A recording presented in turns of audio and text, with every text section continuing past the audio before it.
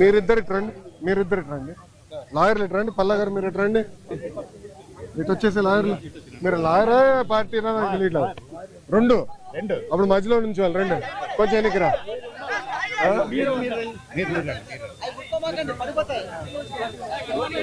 నమస్కారం అమ్మా. Hi boss, బాగున్నారా? బండి తోయొద్దు, బండి పడిపోతున్నా. చూస్తాను. Okay, thank you. మాడచ్చా మీకు అర్లీగా వెళ్ళిపోవచ్చు ఈరోజు మీరు. ఓకే, మీడియా మిత్రులందరికీ నా నమస్కారం. 2019లో బ్లూ మీడియా పత్రిక సాక్షి నా పైన ఒక ఆర్టికల్ వేస్తాం జరిగింది. దాంట్లో ప్రధానంగా నేను మంత్రిగా ఉన్నప్పుడు విశాఖపట్నానికి అనేక సార్లు వచ్చాను. లాంజ్లో నా పైన దాదాపు 25 లక్షల రూపాయలు ఆనాటి తెలుగుదేశం పార్టీ ప్రభుత్వం ఖర్చు పెట్టిందనే వార్త వేస్తాం జరిగింది. అప్పుడే నేను లీగల్ నోటీస్ కూడా జారీ చేశాను. మీరు క్షమాపణ చెప్పాలి, నేను ఎక్కడ ఆధారాలు లేవు, రాజ్యాంగం చాలా స్పష్టంగా ఆధారాలతో ప్రింట్ చేయాలి అని చెప్తుంది. అంతేగాని ఆధారాలు లేకుండా ప్రింట్ చేస్తే అది డిఫమేటరీ నేచర్ అని చాలా స్పష్టంగా చెప్తుంది. మీరు ఎట్టి పరిస్థితుల్లో రిజైండర్ ప్రింట్ చేయండి అని ఆనాటి సాక్షి కానివ్వండి, అదేవిధంగా దేశవ్యాప్తంగా ప్రింట్ అయ్యే ప్రతి వారం ప్రింట్ అయ్యే మ్యాగజైన్ ద వీక్ కూడా మనం నోటీసులు జారీ చేస్తాం జరిగింది. ద వీక్ అవుతే ఇమీడియట్గా మా దగ్గరకు ఉన్న సమాచారం కరెక్ట్ కాదు, మీరు చెప్పిందే కరెక్టు, మేము రిజైండర్ ప్రింట్ చేస్తామని వాళ్ళు చాలా స్పష్టంగా ప్రింట్ చేస్తాం జరిగింది. కానీ బ్లూ మీడియా గురించి మీకు బాగా తెలుసు. తప్పుడు వార్త పదే పదే రాసి అది నిజం చేయాలని ప్రయత్నిస్తుంది. అదే రీతిలో వాళ్ళు ముందరికెళ్తున్నారు. అందుకే నేను గత 5 సంవత్సరాలుగా న్యాయ పోరాటం నేను చేస్తున్నా. ఇది 4వ వాయిదా. ఎన్నిసార్లే నేను వస్తాను, ఎందుకంటే నిజం నా వైపు ఉంది. గతంలో కూడా మీకు చెప్పాను. ఈరోజు కూడా మంత్రి హోదాలో నేను వచ్చినప్పుడు పార్టీ ఆఫీసులో బస్సులో పడుకొని సొంత భోజనం నేను తింటున్నా తప్ప ప్రభుత్వం దగ్గర నుంచి కనీసం ఒక్క వాటర్ బాటిల్ కూడా నేను తీసుకోవట్లేదు. నేను ఇక్కడికి వచ్చిన వాహనం కూడా నా సొంత వాహనం, దాంట్లో డీజిల్ కూడా పోసుకుని నా సొంత నిధులతో, ఎక్కడ ప్రభుత్వం పైన ఆధారపడకూడదని మా తల్లి భువనేశ్వరి గారు నాకు చిన్నప్పటి నేర్పించారు. అదే రీతిలో ముందరకెళ్తున్నా.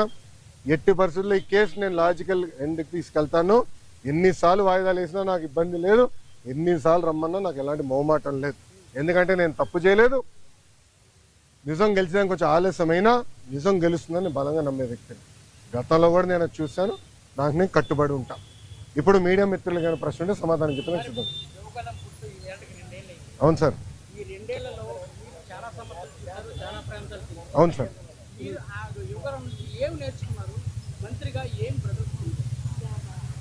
అన్న, నేను స్టాన్ఫర్డ్లో ఎంబీఏ చేశా.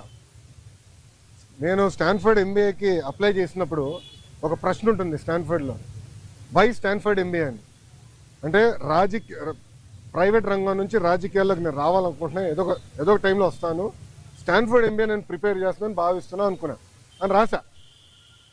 కానీ అక్కడికి వెళ్ళి చదువుకున్నారు, నాకు అర్థమైందంటే స్టాన్ఫర్డ్ ఎంబీఏ బిజినెస్కి మంచిది అని. పాదయాత్ర రాజకీయాల్లో ఒక ఎంబీఏ లాంటిది. ఎందుకంటే ప్రజలకి దగ్గర ఉంటాం, నిరంతరం ప్రజల సమస్యలు తెలుసుకునేవాడిని. సో ఇప్పుడు ఎవరన్నా నాకు అర్జీ ఇచ్చినా, నన్ను ఎవరైనా కలిసినా, ఒక మెసేజ్ నాకు వచ్చినా, తన వెనకాల ఎంత కష్టం ఉందో నాకు ఇప్పుడు అర్థం చేసుకోగలుగుతాను. సో యువగలం పాదయాత్రలో కూడా నేను అనేక హామీలు ఇచ్చాను. ఒక్కొక్క హామీ నిలబెట్టుకుంటూ వెళ్తున్నాను. ఇచ్చిన ప్రతి హామీ నేను నిలబెట్టుకున్నాను, దాంట్లో ఎలాంటి సందేహం లేదు. రెండోది, యువగలం పాదయాత్ర అయిన తర్వాత నిరంతరం ప్రజల్లో ఉండాలని నా కోరిక. సో అమరావతిలో కూడా, ఎందుకంటే నాకు మంత్రిగా నాకు బాధ్యతలు ఉంటాయి కనుక నేను ప్రజల్లో ఉండాలంటే నిరంతరం ప్రజల్ని కలవాలని ప్రజా దర్బారు పెట్టుకున్నా. ఇక్కడ కూడా మీరు చూస్తే వైజాగ్ వచ్చి మీరే ఉన్నారు, కోర్టు కొంచెం లేట్ అవుతుందని పరిగెత్తుకుంటూ వచ్చే తప్ప మళ్ళీ ఇప్పుడు వెనక్కి అక్కడికి వెళ్తున్నా, పార్టీ హౌస్కి వెళ్తున్నా, ప్రజల దగ్గర అర్జీలు తీసుకుంటున్నా, వాళ్ళ సమస్యలు పరిష్కరించే మార్గం నేను ఎత్తుకుంటాను. ఆల్రెడీ మేము రాసుకున్నాము, అది సంబంధించిన మంత్రులందరి దగ్గర పంపించాను. ఆర్థిక శాఖ మంత్రి కేశవ్ అన్న కూడా చర్చించాను. దానికోసం ప్రత్యేక నిధులు కూడా ఆయన కేటాయిస్తానని నాకు హామీ ఇచ్చారు. వచ్చే బడ్జెట్లో అది ఉంటుంది. తప్పనిసరిగా ఇచ్చిన ప్రత్యామ్నాయం మేము నిలబెట్టుకుంటాం. ఎస్టిమేట్స్ అని మార్చి వరకు వస్తుంది.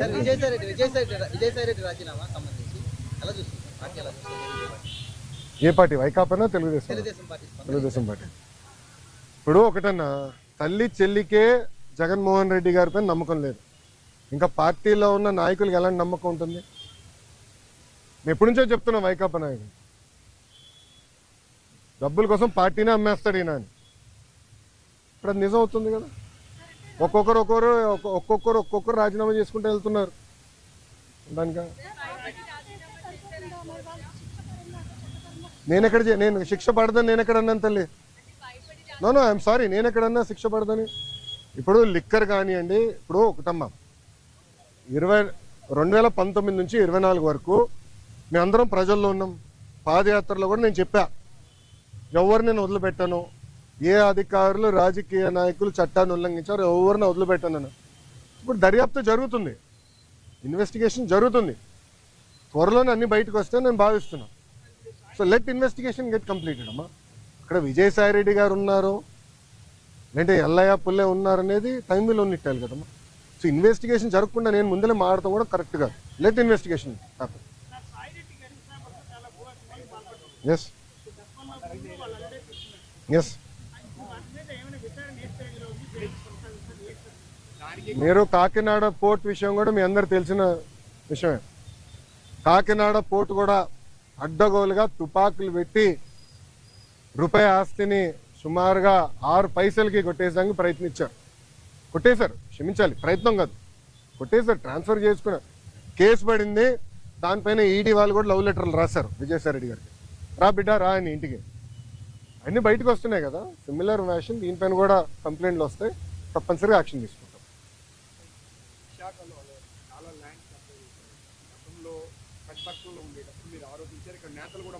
అవునండి.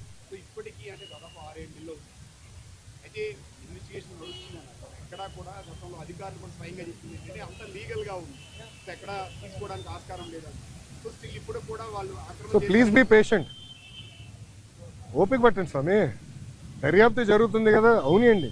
ఇప్పుడు మనం కూడా మాట చెప్పా, ప్రభుత్వ పరిస్థితి గురించి కూడా దయచేసి ఒకసారి ఆలోచించండి. గత ప్రభుత్వం చేసిన అవినీతులు అన్నిటిపైన ఒకేసారి నేను దర్యాప్తు చేయాలంటే ఇంకా లా అండ్ ఆర్డర్కి పోలీసులు మిగలరమ్మా. ఎందుకంటే భూ అక్రమాలు కానీ, ఇసుక అక్రమాలు కానీ, మద్యం అక్రమాలు కానీ, గాలి కూడా అమ్మేశారు స్వామి. ఇంకా లా అండ్ ఆర్డర్కి పోలీసులు ఉండేదాకా ఉండదు. ఎందుకంటే ఒక్కొక్క ఇన్వెస్టిగేషన్ చాలా డీప్గా వెళ్ళాలి, పకడ్బందీగా చేయాలి. ఇప్పుడు లిక్కర్ ఉంది, చాలా పకడ్బందీగా చేస్తున్నారు. ఎవరెవరికి ఎప్పుడెప్పుడు ఎంత డబ్బులు ఎవరి చేతుల నుంచి మారినాయి మొత్తం వివరాలన్నీ సేకరించాం. సో ఇన్వెస్టిగేషన్ చాలా వేగవంతంగా జరుగుతుంది. ఒక్కొక్కటి చేయనియండి, అన్నీ ఒకేసారి చేసేది కెపాసిటీ మటుకు ప్రభుత్వానికి ఉండదు. ఎందుకంటే గతంలో అన్ని అక్రమాలు జరిగినాయి.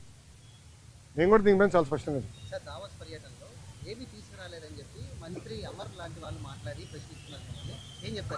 అరే కోడిగుడ్డుని నేను సూటిగా ప్రశ్నిస్తున్నా. మీరు మంత్రిగా ఉన్నప్పుడు మీరు ఏం తీసుకొచ్చారు ఆంధ్రాకి? ఏం తీసుకొచ్చారు చెప్పండి. ఇప్పుడు మేము మాకు ఇప్పుడే థ్యాంక్ యూ అన్న 7 నెలల్లో 6,33,568 కోట్ల రూపాయలు పెట్టుబడులు తీసుకొచ్చాము. 4,10,125 మందికి ఉద్యోగాలు కల్పించే పరిశ్రమలు ఆంధ్ర రాష్ట్రానికి ఎన్డీఏ ప్రభుత్వం తీసుకొచ్చింది. అది గర్వకారణం. కాగ్నిసెంట్ గురించి కూడా నేను ట్వీట్ పెట్టా కదా, చూడలేదా నా ట్వీట్? ఎవరు మీకు ఇచ్చిందే, మొన్న ఇచ్చిందే. సాక్షి ఉన్నాడు ఇక్కడ, సాక్షి రాలేదా? ఆయనే రిపోర్టరా? కేసు రాలేదా? సాక్షి ఎవరు లేడా? అరే ఆయనకి ఇద్దాం అనుకున్నానే కాగితం. ఇదన్నా చూడరా భయ్, కళ్ళు తెరువు అని అనుకున్నా. ఇప్పుడు మీరు చూడండి, బాబు గారి దావోస్కి దాదాపు 1997 నుంచి వెళ్తున్నారమ్మా. దావోస్కి వెళ్ళినప్పుడు ఎప్పుడు ఒప్పందాలు చేసుకోం. దావోస్ చర్చిస్తాం, ఇంట్రెస్ట్ ఎవరికి ఎలా ఉందో డిస్కస్ చేసి మళ్ళీ తిరిగి వచ్చిన తర్వాత ఒప్పందాలు చేసుకుంటాం. ఇప్పుడు దీంట్లో మీరు చూస్తే విచిత్రం, ఆసిల్లర్ మిత్తల్ది దీంట్లో ఒప్పందం లేదు. పైన సరే ఆసిల్లర్ మిత్తల్ది 1,35,000 కోట్ల రూపాయలు పెట్టుబడి అనేది ఉంది. కానీ ఆర్సిలర్ మిత్తల్ది ఒప్పందం లేదు, ఎంఓయూ లేదు, మాకు ఎంఓయూ లేదు. ఆర్సిలర్ మిత్తల్తో మాకు ఎలాంటి ఎంఓయూ లేదు. ఎందుకంటే వాళ్ళు అన్నారు ఎంఓయూ ఎందుకు సార్, డైరెక్ట్ వర్క్కి వెళ్దాం అన్నారు. వాడు మమ్మల్ని తప్పబడతారా?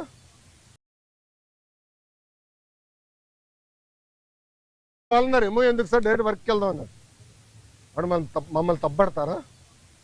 ఇప్పుడు వాళ్ళకి మన మెటీరియల్ టైప్ చేసాం ఎన్ఎండిసి నుంచి, ఎన్వైరన్మెంటల్ క్లియరెన్సెస్ మేము కోఆర్డినేట్ చేస్తాం. వాళ్ళు భూమి ఎత్తికి కూడా భూమి కేటాయింపులు కూడా పూర్తి చేస్తాం. 6-7 నెలల్లో పనులు ప్రారంభించాల లక్ష్యంతో మేము పనిచేస్తున్నాం. ఎన్నికలకు వెళ్ళే లోపల ఫస్ట్ ప్రొడక్షన్ అవ్వాలనేది మేము చేస్తున్నాం. అది కూడా మమ్మల్ని తప్పబడతారా? ప్రధానంగా ఏదైతే ఈ బల్క్ డ్రగ్ పార్క్ తీసుకోండి, గ్రీన్ హైడ్రోజన్ ప్రాజెక్ట్ తీసుకోండి, అవును, ఇవన్నీ మంత్రిగా నేనున్నప్పుడు సంతకం పెట్టాను. ఇది టీడీపీ ఎందుకు క్రెడిట్ తీసుకుంటుందంటూ కూడా మాట్లాడుతున్నారు. ఏం సంతకం పెట్టాడు? ఏం సంతకం పెట్టాడు స్వామి? మంత్రిగా నా హయాంలో నేను క్రియేట్ చేసి ఇచ్చాను, నేను సంతకం పెట్టాను. మళ్ళీ కంపెనీలు ఎందుకు రాలేదని అడుగుతున్నాను నేను. ఎందుకు మీరు శంకుస్థాపన చేయలే? ఇది ఎట్టుందంటే కియా మోటార్స్ ఎవరు తీసుకొచ్చారో మీ అందరు బాగా తెలుసు. ఆనాడు కియా మోటార్స్ తీసుకొచ్చి చంద్రబాబు నాయుడు గారు అహర్నిశలు కష్టపడ్డారు. 16 నెలల్లో ప్రొడక్షన్ తీసుకొచ్చారు. వైకాపా ప్రభుత్వ అధికారంలోకి వచ్చిన తర్వాత ఒక ఈమెయిల్ సృష్టించి గతంలో రాజశేఖర రెడ్డి గారు ఈమెయిల్ పెట్టారు, ఆ ఈమెయిల్ వల్ల కియా మోటార్స్ వచ్చిందండి. ఇంకేం చెప్పాలి స్వామి? టీసీఎస్ కూడా క్రెడిట్ తీసుకున్నారు, మీరు చూసారో లేదో. టీసీఎస్ కూడా క్రెడిట్ తీసుకోవడానికి ప్రయత్నించారు. మేము తీసుకొచ్చి నేనే చంద్ర గారితో మాట్లాడి ఆయన ఆఫీస్కి వెళ్ళాను స్వామి. ఆయనతో 45 నిమిషాలు 1-on-1 నేను మీటింగ్ పెట్టుకున్నాను. తర్వాత నా అదృష్టం ఏంటంటే చంద్ర గారు వాళ్ళు మొత్తం మేనేజ్మెంట్ ఇంపార్టెంట్ లీడర్స్ అందరిని పిలిచి నాతో మీటింగ్ పెట్టించారు తెలుసా. అక్కడ క్లీన్ చేసాం మేము. ఇది తాజ్ హోటల్స్ కానివ్వండి, టీసీఎస్ కానివ్వండి, రెన్యూబుల్ ఎనర్జీ కానివ్వండి, అన్నీ. ఇప్పుడు మీరందరూ ఒకటి గుర్తుపెట్టుకోవాలి. మీరందరూ ఒక ప్రశ్న అడిగారు, మహారాష్ట్రకి ఇంత పెట్టుబడి వెళ్తుంది దానికి కారణం ఏంటో తెలుసా? Consistency in government. అంటే ఒకే ప్రభుత్వం మళ్ళీ మళ్ళీ వచ్చేగల ఏమవుతుందంటే అక్కడున్న పెట్టుబడులు పెట్టే వాళ్ళకి కాన్ఫిడెన్స్. డావోస్లో ఒక పారిశ్రామికవేత్తని నేను కలిసాను, మన ఆంధ్ర రాష్ట్రంలో పెట్టుబడి పెట్టాడని. నాకు టైం లేదు బాస్, నాకు ఇంకో ఒక మీటింగ్ పరిగెడుతున్నా, నాతో నడవండి అని చెప్పి మన ఆంధ్ర పెవిలియన్ నుంచి భారత్ పెవిలియన్ వరకు మేము నడుచుకుంటూ వెళ్తున్నాం, ఒక 10 నిమిషాలు వాక్. ఆయన అన్నాడు, నేను జగన్మోహన్ రెడ్డి గారిని ఇదే డావోస్లో కలిసానికి ప్రయత్నించా, చాలామంది అడిగా, కలవనని చెప్పాడు అన్నాడు. ఎందుకన్నాడు? మీరు తెలుగుదేశం పార్టీ హయాంలో పెట్టుబడులు పెట్టారు కదా అంటే, మీరు తెలుగుదేశం పార్టీ కంపెనీ, అది వరల్డ్ రినౌండ్ కంపెనీ. కనీసం వాళ్ళ సమస్యలు పరిష్కరించేదానికి గత ముఖ్యమంత్రి గారు కానీ ఇండస్ట్రీస్ మంత్రి కానీ కలవలేదు. నేను మంత్రి అయిన ఐటీ వాళ్ళతో మీటింగ్ పెట్టాను. వాళ్ళు కూడా చెప్పారు కదా మీటింగ్లో, ఫస్ట్ టైం గత 5 సంవత్సరాలు ఫస్ట్ టైం ఐటీ ఇండస్ట్రీతో మీటింగ్ పెట్టేది మీరు ఒక్కరే అని. ప్రజలు కూడా ఆలోచించాలి. ఈరోజు గుజరాత్లో 5వ బీజేపీ ప్రభుత్వం ఏర్పడింది గుజరాత్లో. దానివల్ల మీరు చూస్తే గుజరాత్ ఏమో స్పీడ్గా అభివృద్ధి కార్యక్రమాలు ముందరికెళ్తుంది. మహారాష్ట్ర కన్సిస్టెంట్గా మళ్ళీ ప్రభుత్వం వచ్చింది. సో కన్సిస్టెన్సీ ఉండే గల పెట్టుబడులు పెట్టేదానికి పారిశ్రామికవేత్తలు ముందరికి వస్తున్నారు, వాళ్ళు పెట్టుబడులు పెడుతున్నారు, ముందరికి వెళ్తున్నారు. ఈ మన రాష్ట్రంలో ఏమైందంటే 2014 నుంచి 19 వరకు ఒక స్పీడ్గా వెళ్ళాం, కరెక్ట్గా వచ్చి బ్రేక్ పడింది. బ్రేక్ ఎలా పడింది కూడా నేను చెప్తాను. పీపీఎల్ రద్దు చేయలేదా? ఒకే రాజధాని వద్దు 3 రాజధానులని ఒక రాజకీయ గేమ్ ఆడలేదా? దానివల్ల ఎవరు నష్టపోయారండి? ఆంధ్ర రాష్ట్ర ప్రజలు నష్టపోయారు, ఉత్తరాంధ్ర ప్రజలు నష్టపోయారు, రాయలసీమ ప్రజలు నష్టపోయారు. దయచేసి ప్రజలందరూ ఇది గమనించాల. అందుకే మన ప్రధానమంత్రి గారు కానివ్వండి, ముఖ్యమంత్రి గారు కానివ్వండి, నేను కూడా నా స్పీచ్లో విశాఖపట్నంలో మళ్ళీ ఎన్డీఏ కూటమి గెలవాల్సిన అవసరం ఉందని చెప్పాను. మాకు ఇంకా 4 సంవత్సరాలు 5 నెలలు ఉంది ఎన్నికలకి. 4 సంవత్సరాలు 4 నెలలు 5 నెలలు ఉంది ఎన్నికలకి. ఎందుకంటున్నానంటే కన్సిస్టెన్సీ ఆఫ్ గవర్నమెంట్ ఉంటేనే కాన్ఫిడెన్స్ ఉంటుంది. డావోస్లో చాలా మంది నన్ను అడిగిన ఒక ప్రశ్న ఏంటి తెలుసా? మీరు బాగున్నారు, చంద్రబాబు నాయుడు గారు మేము నమ్ముతాం, కానీ జగన్మోహన్ రెడ్డి అనే వ్యక్తి గెలవడానికి గ్యారంటీ మీరు ఇస్తారా అని అడిగారు. గతంలో మేము చాలా ఇబ్బంది పడ్డాము, మళ్ళీ జగన్మోహన్ రెడ్డి గెలవడానికి గ్యారంటీ ఏంటని అడుగు. అమర్ రాజా బ్యాటరీ మీకు అందరు తెలుసు కదా. అమర్ రాజా బ్యాటరీ ఒక brand. Amar Raja battery corporate headquarters Chittoor జిల్లాలో ఉంటుంది. వాళ్ళు కట్టే పన్నులో ఇన్కమ్ ట్యాక్స్లో ఆంధ్ర రాష్ట్రానికి ఎక్కువ భాగం వాటా వస్తుంది. ఎందుకంటే వాళ్ళ హెడ్ క్వార్టర్స్ ఆంధ్ర రాష్ట్రం. ఆంధ్ర రాష్ట్రంలోనే highest tax payer Amar Raja battery. ఆ అమర్ రాజా బ్యాటరీని వేధించలేదా గత ప్రభుత్వం? ఇదే కోడిగుడ్డుని అడుగుతున్నా, నువ్వు వేధించలేదా? సైకోని అడుగుతున్నా, నువ్వు వేధించలేదా? లేబర్ రేట్ చేయించావు, పొల్యూషన్ రేట్ చేయించావు. అది మా సొంత జిల్లాలో ఉంది. 30 సంవత్సరాల నుంచి మా జిల్లాలో ఉంది. ఒక్కరికి లెడ్ పాయిజనింగ్ అవ్వలేదు స్వామి 30 సంవత్సరాల్లో. ఎందుకంటే వాళ్ళు highest ethics, highest standards maintain చేసే పని. అలాంటి కంపెనీని వెంటాడి ఏడిపిస్తే ఎవడొస్తాడండి పెట్టుబడి పెట్టేదానికి? ప్రజలు కూడా గమనించాలండి, ప్రజలు సీరియస్గా ఆలోచించాలి. ఎందుకంటే ఈరోజు ఒక్కొక్క పారిశ్రామికవేత్తను ఒప్పించేదానికి ఎంత కష్టపడాల్సి వస్తుంది మాకు. ఇప్పుడు కాగ్నిసెంట్ నేను ఎక్కడ కలిసానండి, కాగ్నిసెంట్ చైర్మన్ వాళ్ళ పెవిలియన్కి వెళ్ళి నేను కలిసాను. ఒక మంత్రిగా నాకు అవసరమా వేరే వాళ్ళ ఆఫీస్కి వెళ్ళి కలిసి? నేను వెళ్ళా. ఎందుకు వెళ్ళా? మన పిల్లల కోసం నేను కమిట్మెంట్ ఇచ్చా, వాళ్ళ కోసం నేను వెళ్ళాలని పెవిలియన్కి వెళ్ళా. త్వరలోనే మంచి న్యూస్ కూడా వస్తుంది, ఉత్తరాంధ్ర విశాఖపట్నంకి వస్తుంది. స్వామి ఏంటండి డావోస్లో కాదండి, జ్యూరిక్లో. Okay sir. అమ్మ రోజా గారికి జ్యూరిక్కి డావోస్కి తేడా ఏంటో తెలియదు. నన్ను ఏం చేయమంటారు స్వామి? పాపం ఆమెకు తెలియదు, దాంతో అవగాహన లేనట్టుంది. కొంచెం వాస్తవాలు ఏంటి, జ్యూరిక్లో మేము దిగిన రోజు తెలుగు వాళ్ళందరూ బాబు గారిని కలవాలంటే మండే ఆఫ్టర్నూన్ 700 మందితో, ఎందుకంటే అక్కడ అందరూ బాగా కష్టపడతారు ఉద్యోగాలకు వెళ్ళే వ్యక్తులు. మండే ఆఫ్టర్నూన్ 700 మందితో మీటింగ్ పెట్టుకుంది. అక్కడ ఒక అతను నాకు ఎత్తాడు, చూపించాడు పేపర్, అన్న రెడ్ బుక్ గురించి మాట్లాడు అని చెప్పాడు. అతనికి సమాధానం చెప్తూ నేను మాట్లాడాను, డావోస్లోనే మాట్లాడాను. రెండోది మళ్ళీ చెప్తున్నా, రెడ్ బుక్ గురించి ఎందుకు వాళ్ళు భయపడుతున్నారు? రెడ్ బుక్లో విశాఖపట్నంలో చెప్పా, విజయనగరంలో ముగింపు సభలో కూడా చెప్పా. రెడ్ బుక్లో నేనేం చెప్పా, ఏ అధికారులు నాయకులు చట్టాన్ని ఉల్లంఘించి ప్రజల్ని, తెలుగుదేశం పార్టీ కార్యకర్తలు ఇబ్బంది పెట్టారో వాళ్ళని నేను వదిలిపెట్టను అన్నా. ఎందుకు భయపడుతున్నారు స్వామి? చట్టాలు ఉల్లంఘించే వాళ్ళు అన్నాను కదా, ఎందుకు భయపడుతున్నారు? చట్టాలు ఉల్లంఘించలేకపోతే ఆగి ఇంట్లో పడుకోండి అంటే ఆమె భయపడుతుంది, చట్టం ఉల్లంఘించింది కదా. రాజకీయ సన్యాసం మీ రెడ్ బుక్ భయపడి అనుకోవచ్చు కదా? అది ఆయన అడిగితే బాగుంటుంది సార్, నాకేం తెలుసు. నేను చట్టాన్ని ఉల్లంఘించే వాళ్ళని ఇబ్బంది పెడతాను నేను.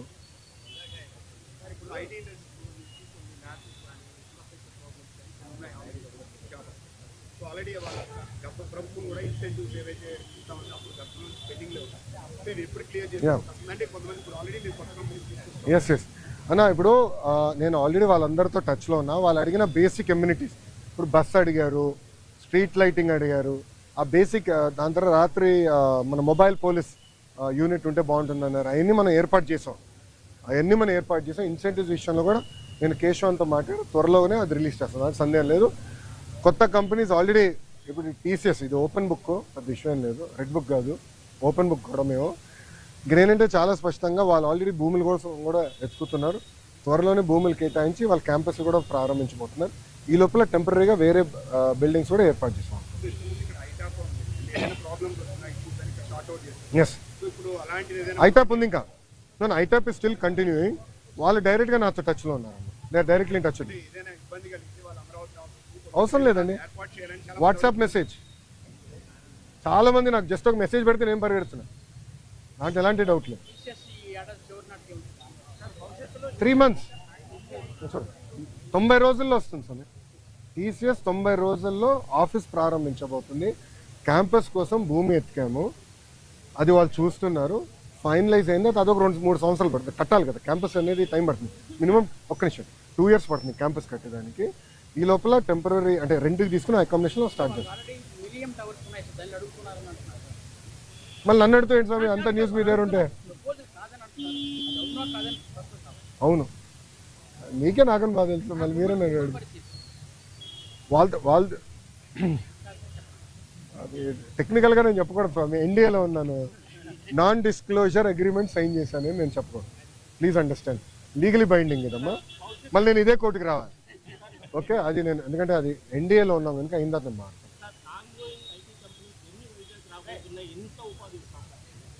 అన్నా, నా అంచనా ప్రకారం 5 సంవత్సరాల్లో కనీసం 5 లక్షల మంది ఐటీ రంగంలో వైజాగ్లో ఉద్యోగాలు కల్పిస్తాం. 5 లక్షలు. ఎందుకంటే నేను ఓపెన్గా చెప్తున్నా, 2014 నుంచి 2014 నుంచి 19 వరకు ఒక రెసిస్టెన్స్ ఉండే, ఎందుకో కానీ నేను ఎంత ట్రై చేసినా అంత ఈజీగా వచ్చేవారు కాదు. కానీ ఈసారి చాలా పాజిటివ్గా రెస్పాండ్ అవుతున్నారు. లేదు చేయాలి, ఆంధ్ర రాష్ట్రంలో మేము అనుకున్నంత స్థాయిలో మేము ఏనాడు పెట్టుబడులు పెట్టలేదని విప్రో, ఇంక్లూడింగ్ విప్రో విశ్వత్ ప్రేమ్జీతో కూడా నేను మాట్లాడాను, వాళ్ళతో కూడా డిస్కషన్ చేశాను. సో అందరు కూడా ఇప్పుడు ఎక్స్పాన్షన్ మోడ్లో ఉన్నారు. లేదు ఎట్టి పరిస్థితుల్లో వైజాగ్లో చేయాలని తప్పంతో ఉన్నారు. నేను అనుకుంటా కనీసం 5 లక్షల మందికైనా చేయగలుగుతాను. దక్షిణ భారతదేశానికి సంబంధించి బెంగళూరు ఐటీ హబ్గా ఉంది. బెంగళూరు తర్వాత వైజాగ్ని బెంగళూరు తర్వాత హైదరాబాదే స్వామి. ఇప్పుడు ఓపెన్గా మాట్లాడుకుంటే బెంగళూరు ఐటీ రంగంలో బెంగళూరు నెంబర్ 1, దాని తర్వాత వైజాగ్, దాని తర్వాత చెన్నై కూడా ఉంది. మన ప్రభుత్వ ఆలోచన ఏంటంటే ఇప్పుడు ఐటీ రంగంలో కొత్తవి వచ్చినాయి. ఇప్పుడు డీప్ టెక్నాలజీ మనకి బిగ్ డేటా, మనకి ఆర్టిఫిషియల్ ఇంటెలిజెన్స్ ఇవన్నీ వచ్చినాయి. అవన్నీ వాడి మనం లీప్ ఫ్రాగ్ చేయాలనేది మనం ఒక లక్ష్యంగా పెట్టుకున్నాం. దాంట్లో భాగంగా డేటా సిటీ ఒకటి డిస్కస్ చేసాము, కాగ్నిసెంట్ వాళ్ళతో మాట్లాడాము, టీసీఎస్ వాళ్ళు వచ్చేసారు, ఇన్ఫోసిస్ వాళ్ళు క్యాంపస్ ఎత్తుకుతున్నారు, దాని తర్వాత విప్రోలో ఎక్స్పాండ్ చేస్తాం అనుకుంటున్నారు. ఇట్లా టాప్ 100 కంపెనీస్తో మేము డిస్కషన్ చేస్తాం. అది ఒక భాగం. రెండోది జీసీసీ గ్లోబల్ కేపబిలిటీ సెంటర్ అని పెట్టారు. అదేంటంటే ఫార్చ్యూన్ 2000 కంపెనీస్ ఉంటాయి. అంటే మనం జనరల్గా ఫార్చ్యూన్ 500 అంటాం, అంటే పెద్ద కంపెనీ.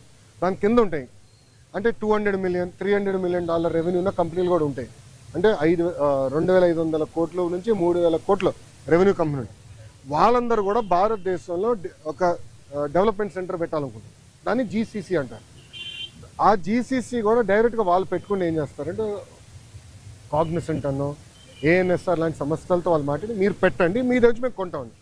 సో వాళ్ళతో కూడా మేము టచ్లోకి వెళ్ళి వాళ్ళు కూడా మీరు జీసీసీ పెట్టండి, భూములు నేను చౌకగా ఇస్తా. నేను ఏ స్థాయికి వెళ్ళానంటే మీ అందరికీ అయినండి, మొదటి 500 ఐటీ కంపెనీలకి భారతదేశంలోనే ఎవరిని ఇవ్వని విధంగా అతి తక్కువ ధరకి భూమి ఇస్తాను నేను హామీ ఇచ్చా. అతి తక్కువ ధర ఫస్ట్ కేటాయింపు అయిన తర్వాత మీరు ఆశ్చర్యపోతారు. నేను కమిట్మెంట్ ఇచ్చాడు డావోస్లో మొదటి 500 కంపెనీలు. ఇది ఎందుకు చెప్తున్నానంటే విశాఖపట్నానికి తీసుకురండి. ఒక పక్కన మనకి టాలెంట్ ఉంది, దాంట్లో ఎలాంటి సందేహం లేదు. బట్ కంపెనీలు కూడా తీసుకురావాలంటే భూములు కానివ్వండి ఎక్కువ సిస్టమ్ మనం ఏర్పాటు చేయాల్సిన అవసరం. అది చేశాం. గతంలో హెచ్సిఎల్ కూడా నేను అట్టనే ఇచ్చాను. చాలామంది ఎగతాళి చేశారు. కానీ ఈరోజు వెళ్ళి మీరు చూడండి విజయవాడలో హెచ్సిఎల్ ఎక్స్పాండ్ చేస్తున్నారు. ఇప్పటికే 4000 మంది పనిచేస్తున్నారు. అది ఎక్స్పాండ్ చేస్తున్నారు. అదే ఆనాడు మేము వేసిన ఇస్తున్నాం. విశాఖపట్నంలో పెద్ద ఎత్తున ఐటీ పరిశ్రమలు వస్తాయి. Mark my words, date time stamp కూడా చేస్తాం. ఈసారి వాళ్ళు ఆపమంటున్నారు, మీరేం ప్రశ్నలు అడుగుతున్నారు. మీకు బాగా చోట్ల సరిపోతుందా? నాకు పర్లేదు, నాకు అలవాటే కదా, పాదయాత్రలో నడిచే కదా ఆగి ఉంది. ఎవరైతే ఉల్లంఘనకు పాల్పడ్డారో, అవినీతికి పాల్పడ్డారో వాళ్ళందరూ పేరు. కానీ గవర్నమెంట్ లో చాలా మంది అటువంటి వాళ్ళు కీలకమైన పోస్టింగ్స్ ఇచ్చారు. ఎవరికి ఇచ్చామండి కీలకమైన పోస్టింగ్? చాలా మందికి ఇచ్చారు సార్. ఎవరికి ఇచ్చాం స్వామి? మీరు చూస్తే చాలా మంది IAS officers waiting for posting. వినండి కొంచెం, నేను పూర్తి చేయండి. చాలా మంది ఐపీఎస్ ఆఫీసర్స్ కూడా వెయిటింగ్ ఫర్ పోస్టింగ్. ఆల్రెడీ కేసులు కూడా పెట్టాము, ఇన్వెస్టిగేషన్ జరుగుతున్నాయి. రానియండి, జిల్లా స్థాయిలో పనిచేసిన అధికారులు చాలా మంది అవినీతి 1 by 1 చేయనియండి సార్. మీ గో సిస్టమేటిక్. ఇది కక్ష సాధింపు కాదు, చట్టం ప్రకారం నేను వెళ్ళాలి. Let me do my duty అమ్మా.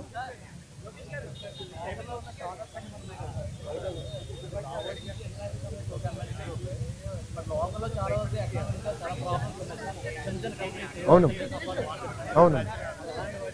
దానికి ఏం చేసామంటే అమ్మా, నెక్స్ట్ బడ్జెట్లో రతన్ టాటా ఇన్నోవేషన్ హబ్ అని రతన్ టాటా గారి పేరుతో పెట్టామమ్మా. దానికి ఒక ఎకో సిస్టమ్ క్రియేట్ చేయాలి. దానికి ఒక పాలసీ మేము తీసుకొస్తాం. నెక్స్ట్ బడ్జెట్లో పెట్టి ఏప్రిల్ నుంచి మేము సీట్ చేస్తాము. సో డబ్బులు కేటాయింపులు కానీ అన్నీ చేసి ఫస్ట్ మేము తీసుకుంటాం. Okay sir, sorry. అవును సార్. ఉమ్మడి విశాఖ సంబంధించి కూడా తుని పాక్రోపేటలో కూడా ల్యాండ్ ఎంతవరకు వస్తుంది? ఒక స్టార్ట్ అయితే మంచి పాయింట్, నేను మాట్లాడతాను సార్. ఇప్పుడు పాక్రోపేట తుని ప్రాంతంలో ఎయిర్పోర్ట్ గురించి వాస్తవంగా అది ఒకసారి నేను రాముతో మాట్లాడి, మళ్ళీ రాము అంటే వైకాపాలు ఏడుస్తున్నారంటే మధ్యన. మొన్న రాము అంటేనే ఏడ్చారు ఏంటో నాకు అర్థంలే. రాముని రాము కాకపోతే ఏమనాలి? రాముడు మంచి బాలుడు అనాలా ఏంటి? సో రాముతో నేను మాట్లాడి వెల్కమ్ బ్యాక్ అమ్మా. కొంచెం టైం లేదు. అది కాదు, విచిత్రం అంటే చెప్తాను. ఈరోజు మీరు ఎవరు విశాఖ స్టీల్ ప్లాంట్ గురించి అడగల. మొన్నటి వరకు ఒక్క నిమిషం ఆగండి అమ్మా, ఒక్క నిమిషం ఆగండి. మీడియా మిత్రుల్లో ఎప్పుడు అడిగినా విశాఖ స్టీల్ ప్లాంట్ అని ఫస్ట్ బుల్లెట్ నాలో దింపేవారు. నేను ఆనాడు ఏం చెప్పాను? ప్రైవేటీకరణ జరగనీయము, అవ్వదు, మార్క్ మై వర్డ్స్ అని చెప్పా. ఈరోజు కట్టుబడి ఉన్నా స్వామి, మేము కట్టుబడి ఉన్నాం. ఎన్డీఏ ప్రభుత్వం ప్రజల దయవల, ఇదేదో మేము మా గొప్పతనం కాదు, ప్రజలు అద్భుతమైన మ్యాండేట్ ఎన్డీఏకి ఇచ్చింది కనుక ఈరోజు మేము మాట్లాడగలుగుతున్నాం. భారతదేశంలో అనేక ఉక్కు ఫ్యాక్టరీలు ప్రైవేటీకరణ జరుగుతుంటే కేవలం ఒక విశాఖ ఉక్కు కాపాడుకోగలం. దానికి కారణం మీరు ప్రజలు మాకు ఇచ్చిన మ్యాండేట్. 7 నెలల్లో స్టెబిలిటీ కోసం సుమారుగా 1300 నుంచి 1600 కోట్ల రూపాయలు స్టెబిలిటీ కోసం తీసుకొచ్చాం. ఇప్పుడు 11,000 కోట్ల రూపాయలు కేంద్ర ప్రభుత్వం నిధులు తీసుకొచ్చాం. ఆంధ్ర రాష్ట్ర ప్రభుత్వంగా సుమారుగా 2,500 కోట్లు వేస్తున్నాం. ఇది by way of water, by way of power stability ఇచ్చడం. సో ఉక్కు ఫ్యాక్టరీలో ఉన్న ఉద్యోగస్తులను కూడా కోరేది ఏంటంటే, ఇది రెండోసారి మన కేంద్ర ప్రభుత్వం బెయిలౌట్ ఇస్తుంది. మొదటిసారి ఇట్లనే ఎన్డీఏ ప్రభుత్వంలో తెలుగుదేశం పార్టీ భాగస్వామి అయినప్పుడు ఆనాటి ప్రధానమంత్రి వాజ్పేయి గారు సుమారుగా 13,000 కోట్లు ఇచ్చారు, 1,300 కోట్లు ఇచ్చారు. ఇప్పుడు 11,000 కోట్ల రూపాయలు ఇస్తున్నారు. ఇదంతా మనం దేశం కోసం మరి తిరిగి ఇవ్వాల్సిన బాధ్యత మనది. ఇదంతా ఎక్విటీ రూపంలో వస్తుంది, అప్పు కింద కాదు, మొత్తం ఎక్విటీ రూపంలో వస్తుంది. కానీ ఉక్కు ఫ్యాక్టరీ ఉద్యోగస్తులు కూడా నేను కోరేది ఏంటంటే, కష్టపడతాం, డివిడెండ్ల ద్వారానో ఉద్యోగాల ద్వారానో తిరిగి దేశానికి మనం చెల్లిద్దామని నేను కోరుతున్నాను. ఏదమ్మా క్యాప్టివ్ మైన్స్ అండి, క్యాప్టివ్ మైన్స్ లేకపోవడం వల్ల మీరు ఎంత పని సరే ఒక్క నిమిషం. I'm sorry, that is the wrong argument. ఈరోజు ఆర్సిలర్ మిత్తల్ క్యాప్టివ్ మైన్ లేకుండా ఇన్వెస్ట్ చేస్తుంది. ఎన్ఎండిసితో టైఅప్ అయ్యి క్యాప్టివ్ మైన్ లేకుండా వాళ్ళు ఇన్వెస్ట్ చేస్తున్నారు కదా. వాళ్ళు 14 మిలియన్ మెట్రిక్ టన్ ప్లాంట్ వాళ్ళు ఇన్వెస్ట్ చేస్తున్నారు 2 దశల్లో. సో అది కావాలని ఇన్ఎఫిషియన్సీని దాంట్లోకి దోస్తున్నారు. మీరు ఉద్యోగస్తులు అడగండి, కొంతమంది సీఈఓలుగా వచ్చిన వాళ్ళ వల్ల ఇవన్నీ ఇబ్బందులు వచ్చినాయి. పకడ్బందీగా ఏర్పాటు చేయాలి. అది నిర్మలా సీతారామన్ గారితో కూడా చంద్రబాబు నాయుడు గారు మొన్న ఢిల్లీలో మాట్లాడారు. మీరు చూస్తారు కదా, విశాఖ ఉక్కుని సెట్ చేస్తాం. Highest profit making iron steel factory చేసే బాధ్యత మేము తీసుకుంటాం.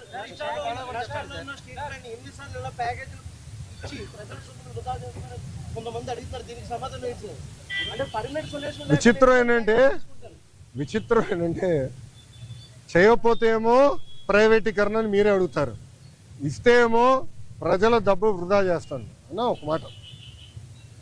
విశాఖ ఉక్కుకి చాలా ఎమోషనల్ అటాచ్మెంట్ ఉంది ఆంధ్ర రాష్ట్ర ప్రజలకు. ఆనాడు విశాఖ ఉక్కు ఆంధ్రుల హక్కు అని ఎంతోమంది త్యాగాలతో విశాఖ ఉక్కు ఏర్పడింది.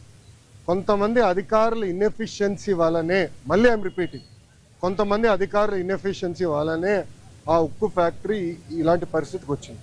లేదంటే it is one of the highest profit making. విశాఖకు ఉన్న టెక్నాలజీ కూడా అద్భుతమైన టెక్నాలజీ. అన్న నేను హైదరాబాద్లో ఇల్లు కట్టుకున్నప్పుడు విశాఖ స్టీలే వాడా.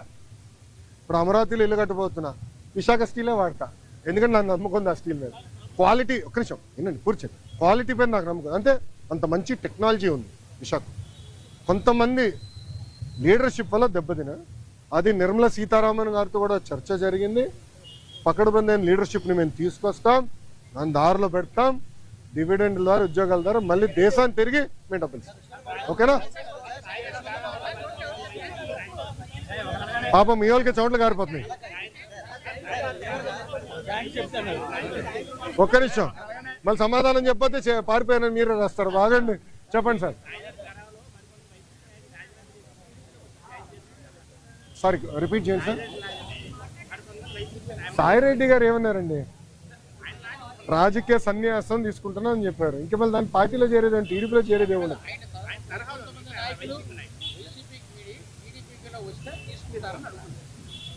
అది case by case we will decide. ఎందుకంటే మా కార్యకర్తలను ఇబ్బంది పెట్టడం నేను ఎందుకు తీసుకుంటా? మా కార్యకర్తల పైన కేసులు పెట్టడం ఎందుకు తీసుకుంటా? అరే నా పైన కూడా కేసులు ఉన్నాయి స్వామి. ఎస్సీ ఎస్టీ కేసు ఉంది నా పైన, అటెంప్ట్ మర్డర్ కేసు ఉంది. అవన్నీ ఇప్పుడు జరుగుతున్నాయి కదా సార్.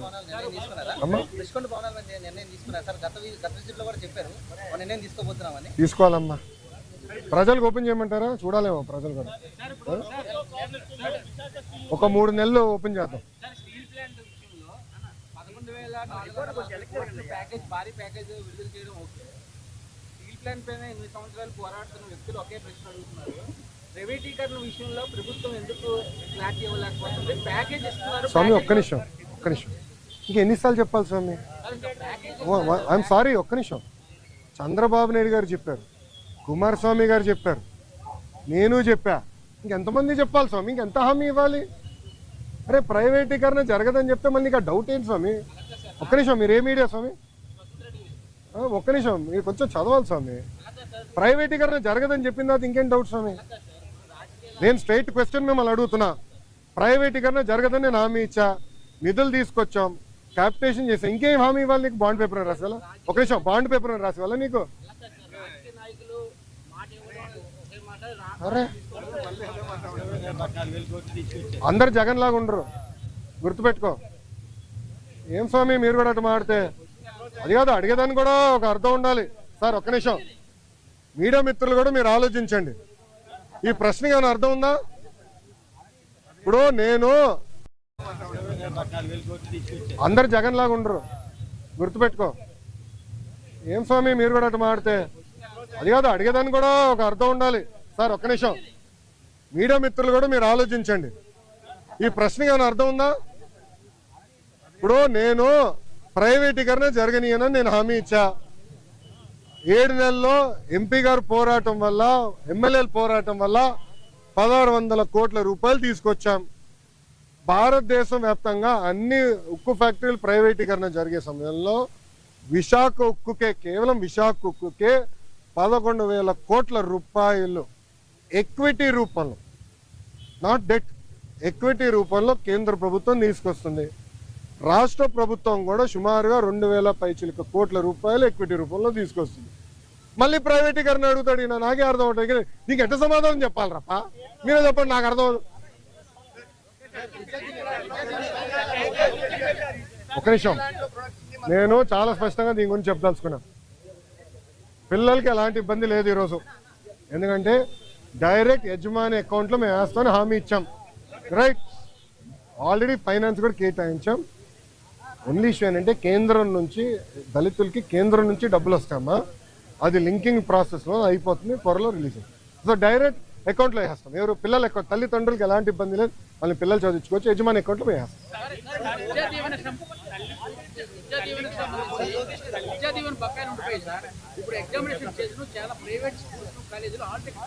ఒక నిమిషం, ఎవరు ఇవ్వట్లేదు నాకు చెప్పండి, కఠినంగా యాక్షన్ తీసుకుంటా. ఒక నిమిషం, నేను యాక్షన్ తీసుకుంటా. ఒక నిమిషం, నేను యాక్షన్ తీసుకుంటా. ఒక్క నిమిషం అమ్మా, నేను పూర్తి చేయనండి. సార్ ఆగండి సార్. సార్ మీరు వినండి. మేము కలెక్టర్ గారికి క్లియర్గా చెప్పాము, ఆల్ మేనేజ్మెంట్స్తో మాట్లాడమని చెప్పాము. ఎవరినట్టు చేస్తే కఠినంగా మేము యాక్షన్ తీసుకుంటాం, దాంట్లో ఎలాంటి సందేహం లేదు. పిల్లలు ఆగే ఎగ్జామ్ రాసుకోవచ్చు, డైరెక్ట్గా కాలేజ్ అకౌంట్లో డబ్బులు వేసే బాధ్యత మాది. ఓకేనా? ఇప్పుడు ఒక నిమిషం, గత ప్రభుత్వం, ఒక నిమిషం చప్పట్లు కొట్టే మనలో, గత ప్రభుత్వం సుమారుగా 3,000 కోట్ల రూపాయలు బకాయిలు పెట్టిపోయింది. ఎందుకు పెట్టారో వాళ్ళని అడగండి, కోడిగుడ్డుని అడగండి ఒకసారి, ఎందుకు బకాయిలు పెట్టిపోయినాడు. 3,000 కోట్ల రూపాయలు మేము కట్టాల్సిన అవసరం, కడతాం, టైం పడుతుంది. ఇంకా ముందర ఇయర్ రెగ్యులరైజ్ చేయాలి, బకాయిలు కూడా ఫేజ్డ్ మేనర్గా మేము చెల్లిస్తాం. ఓకేమా?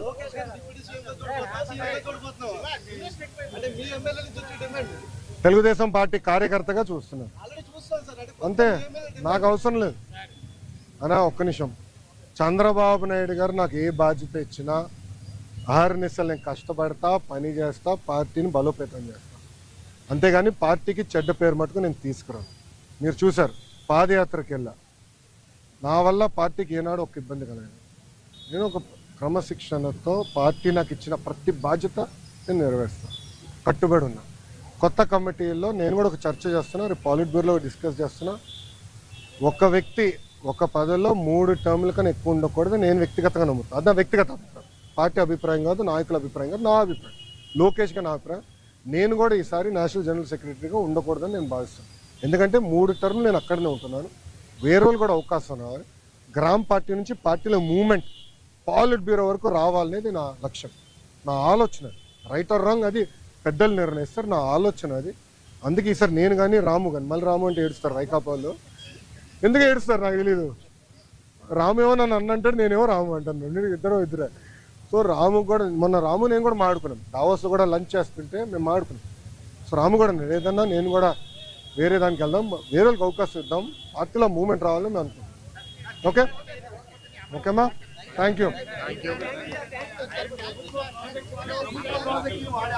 ఏంటన్నా స్టీల్ ప్లాంట్ ఉత్పత్తుల్ని అమరావతిలో కానీ రాష్ట్ర అన్ని డెవలప్మెంట్ ప్రాజెక్టులో వాడితే చాలా వరకు బాగుంటుంది కదా. అన్న కరెక్ట్ అన్న, కానీ దానికి ఏమవుతుందంటే అది లీగలీ బైండింగ్ ఆపవచ్చు, అది ప్రాబ్లం. అంటే రేపు ఇప్పుడు ఓపెన్ మార్కెట్ ఉన్నప్పుడు ఏమవుతుందంటే రేపు ఎవరన్నా కోర్టుకు వెళ్ళి ఒకటి కేసు ఇస్తాడు, ఇంకో వాళ్ళు ₹1 తక్కువ ఇస్తున్నారంటే ఫినిష్డ్, అడిగే వాళ్ళు గొడవలు అవుతాయి. ఆ ప్రాబ్లమ్స్ ఉన్నాయి, అది కూడా డిస్కస్ చేసాం మేము. అది టెండర్ ప్రాసెస్ ఫాలో అయిపోతే మనం అందరూ ఇబ్బంది పడతాం. ఓకేనా, హ్యాపీనా? All question answer. సాక్షి రాలా, నెక్స్ట్ టైం పట్టుకురండి, నెక్స్ట్ టైం పట్టుకురండి సాక్షిని. నేను ఎక్కడనే ఉన్నా కదా. ఏం మరో సాక్షి TV9 రాలా? వచ్చాడు, TV9 వచ్చాడు, రెడీగా ఉన్నాడు. Okay boss, thank you sir, జై హింద్. పార్టీ ఆఫీసర్ కదా సార్, పార్టీ ఆఫీసర్.